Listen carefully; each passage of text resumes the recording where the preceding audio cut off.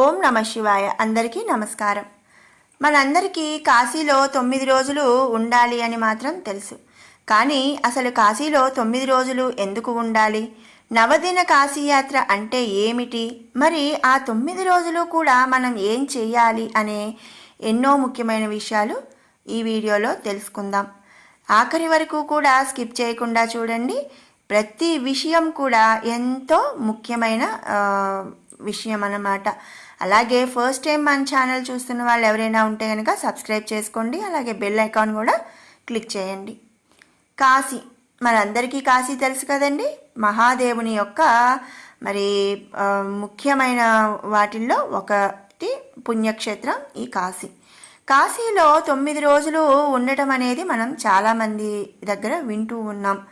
మరి దీనినే నవదిన కాశీయాత్ర అంటారు. అసలు ఈ నవదిన కాశీయాత్ర అంటే ఏమిటి, ఎందుకు ఉండాలి అనే విషయానికి వస్తే, మనందరం కూడా మరి తల్లి గర్భంలో ఎన్ని నెలలు ఉంటామండి? 9 నెలలు కదా. మరి మనిషి తల్లి గర్భంలో 9 నెలలు ఉంటారు.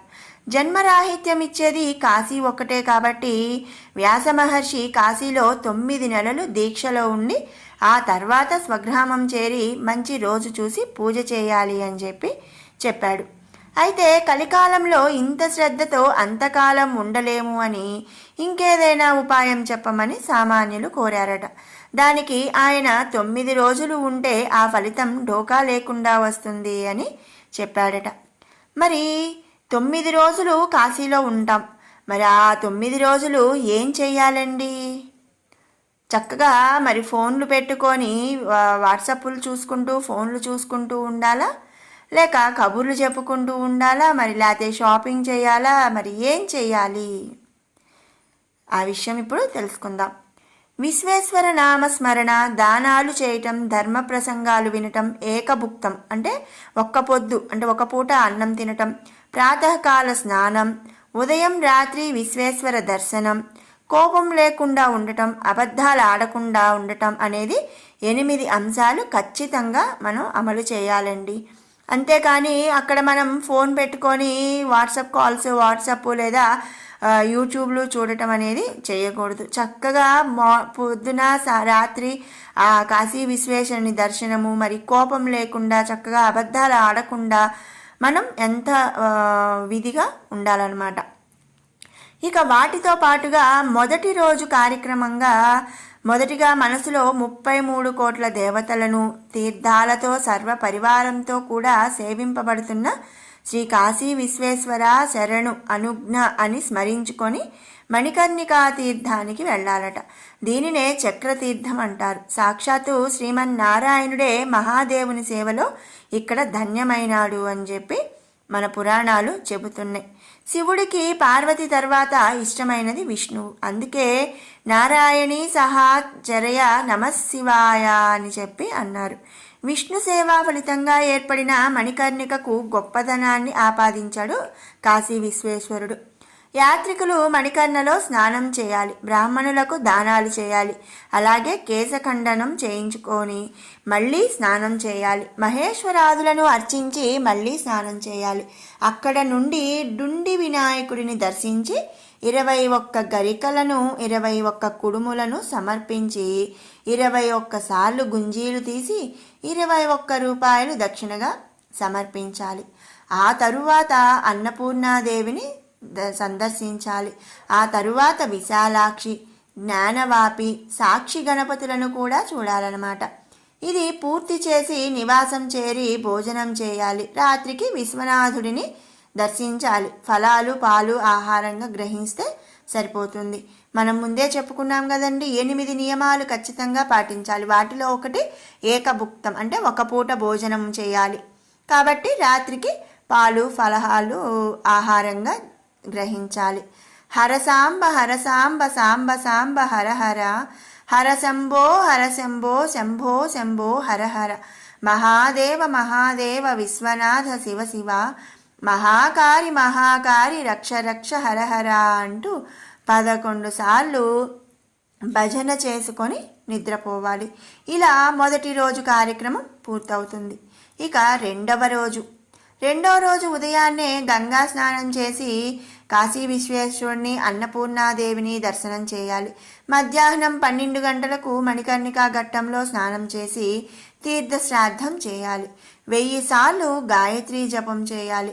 గురు ఉపదేశంతో శ్రీ కాశీ విశ్వేశ్వరాయ నమః అనే మంత్రాన్ని 1000 సార్లు జపించాలి. వాటితో పాటు మధ్యాహ్నం విశ్వేశుని దర్శించి సాయంత్రం కూడా మళ్ళీ దర్శించాలి. తర్వాత రాత్రి పలహారం చేసి పడుకోవటమే. ఇక 3వ రోజు తెల్లవారకు ముందే ఘాట్లో సంకల్ప స్నానం చేసి అక్కడున్న సంగమేశ్వర స్వామిని దర్శించాలి. తరువాత దశాశ్వమేధ ఘాట్కు చేరాలి. దీనిని రుద్ర సరోవర తీర్థం అనే పేరు కూడా ఉందన్నమాట. ఇక్కడ స్నానం చేసి శీతలాదేవిని దర్శించాలి. వరుణా ఘాట్కు వెళ్ళి స్నానం చేసి ఆదికేశవ స్వామిని దర్శించాలి. పంచనదీ తీర్థమైన బిందు మాధవ ఘట్టంలో సంకల్ప స్నానం చేయాలి. సంకల్ప స్నానం అంటే ఏంటి అంటే మనం దేని గురించి సంకల్పం చేస్తున్నాము, మరి ఏమైనా కోరిక ఉంటే ఆ కోరిక చెప్పుకొని సంకల్పం చేసుకోవటం అట్లా అనమాట. ఆ తరువాత బిందు మాధవ సంగమేశ్వర దర్శనం చేసుకోవాలి. దాని తరువాత మణికర్ణేశుని సిద్ధి వినాయకుని దర్శించి పూజించుకోవాలి. అన్నపూర్ణ విశ్వేశ్వర దర్శనం కావించుకొని నివాస స్థలం చేరి భోజనం చేసుకొని ఇక రాత్రి మరి విశ్వేశ్వరుని మళ్ళీ దర్శించుకొని రాత్రి పాలు పండ్లు మాత్రమే స్వీకరించాలన్నమాట. ఇలా 3వ రోజు కార్యక్రమం కూడా పూర్తయిపోతుంది. ఇక 4వ రోజు ఉదయమే గంగా స్నానం, విశ్వేశ్వరుడి దర్శనం చేసి డుండి వినాయకుడిని చూసి దండపాణి అయిన కాలభైరవుని పూజించుకోవాలి. కాశీక్షేత్ర రాజ్యాన్ని మనసులో స్మరించి ఓం కాశ్యై నమః అని 36 సార్లు అనుకోవాలి. తర్వాత బిందు మాధవుని దర్శించాలి. గుహను భవానీదేవిని దర్శించుకొని తర్వాత మణికర్ణిక చేరుకొని మట్టి లింగాన్ని పూజించి మళ్ళీ అన్నపూర్ణ విశ్వేశ్వరులను దర్శించి భోజనం చేయాలి. రాత్రి నామస్మరణ, పాలు పండ్లు ఆహారంగా మనం తీసుకోవాలి.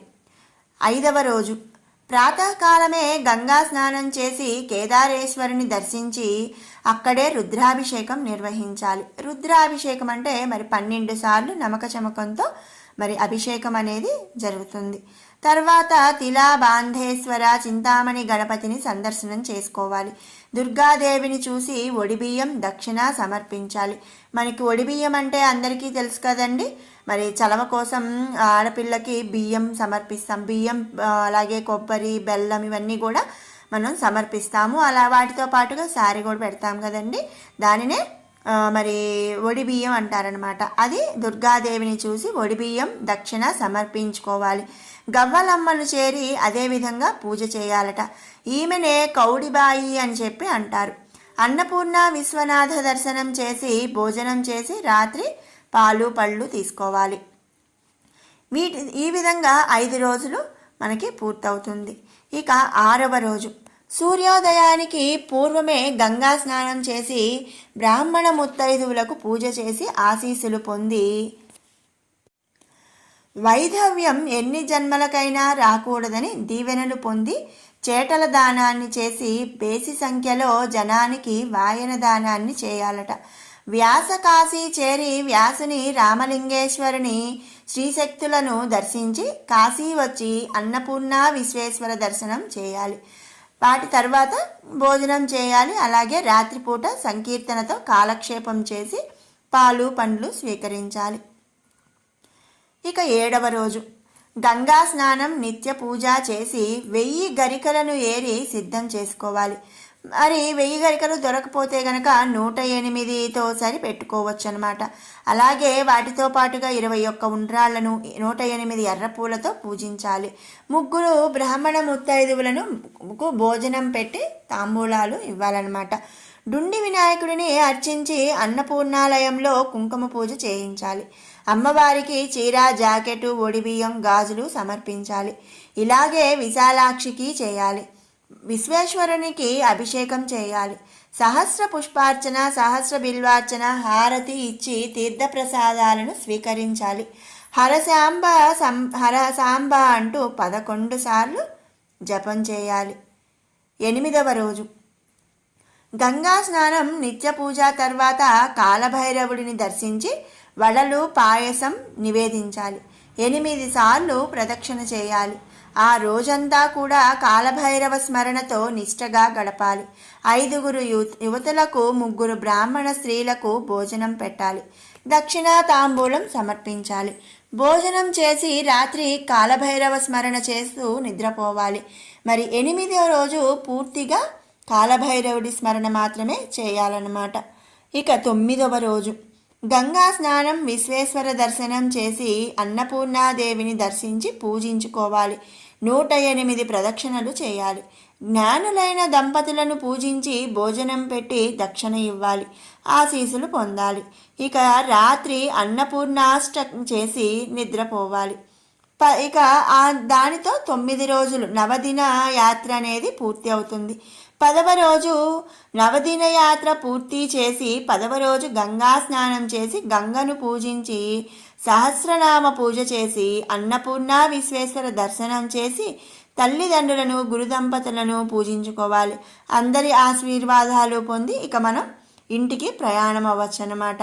ఈ విధంగా కాశీలో 9 రోజులు మరి ఒక్కొక్క రోజు ఒక్కొక్క విధంగా మనం దైవ దర్శనం, దైవ ప్రార్థనలు అనేవి చేసుకోవాలి. మరి ఈసారి అంటే ఎవరైనా కానీ కాశీలో 9 రోజులు ఉండాలి అనుకొని వెళ్ళినప్పుడు ఈ వీడియో అంటే చూస్తే కనుక కొంచెం అన్నీ ఫాలో అంటే అన్నీ చేయగలిగితే చేయొచ్చండి. అన్నీ చేయలేని పక్షంలో కుదిరినంత వరకు కూడా మనకి చాతనైనంత వరకు కూడా నామస్మరణలో 9 రోజులు కూడా కాశీలో ఉండటం అనేది మనకు ఎంతో మంచిది.